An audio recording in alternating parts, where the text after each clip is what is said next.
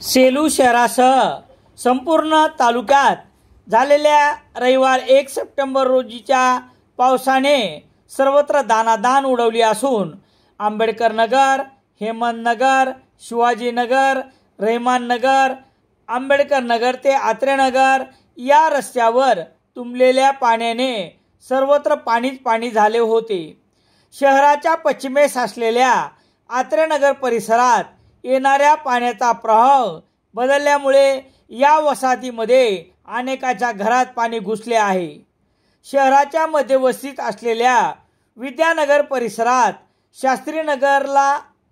विद्यानगरला जोडणाऱ्या लोखंडी पुलावरून पावसाळ्यात पहिल्यांदाच पाणी जात होते।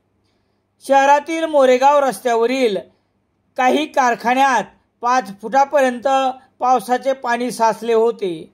विविध वितरणच्या फ्यूज कॉलपासून संबंधित सर्वच अधिकारी नेहमीप्रमाणे मोबाईल बंद करून दिवसभर बंद झालेला वीज पुरवठा सुरू करण्यात व्यस्त होते। तरी देखील सायंकाळी 7:30 वाजेपर्यंत वीज पुरवठा सुरळीत होऊ शकला नाही। हा वीज पुरवठा नंतर 8च्या सुमारास सुरू झाला। याबाबतची जबाबदार अधिकारी यांच्याकडून माहिती मिळू शकली नाही। पावसाचे पाणी 3 महिने उलटल्यानंतर अखेरच्या सप्टेंबर महिन्याच्या पहिल्याच दिवशी शहरासह संपूर्ण तालुक्यात झालेल्या पावसाने दुधना, करपरा, कसुरा या नद्यासह ओढ्यांना सर्वत्र पाणी वाहत होते।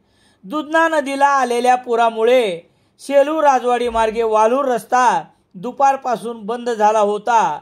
एकंदरीत रविवारी मध्यरात्रीनंतर सुरू झालेला पाऊस दिवसभर सुरूच होता। शिवाय झाकाळून आलेले आभाळ तसेच असल्याने पाऊस थांबेल याची शक्यता नव्हती। भर घालून प्रवाह बदलल्याने कोंडलेले पाणी घुसले घरात।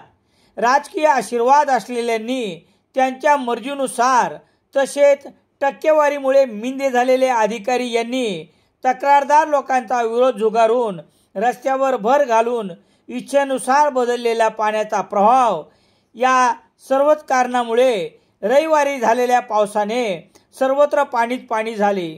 रविवारी शहरात रात्रभर पाऊस पुन्हा असाच राहिला तर किती रहिवाशांच्या घरात पाणी घुसेल हे सांगणे कठीणच आहे।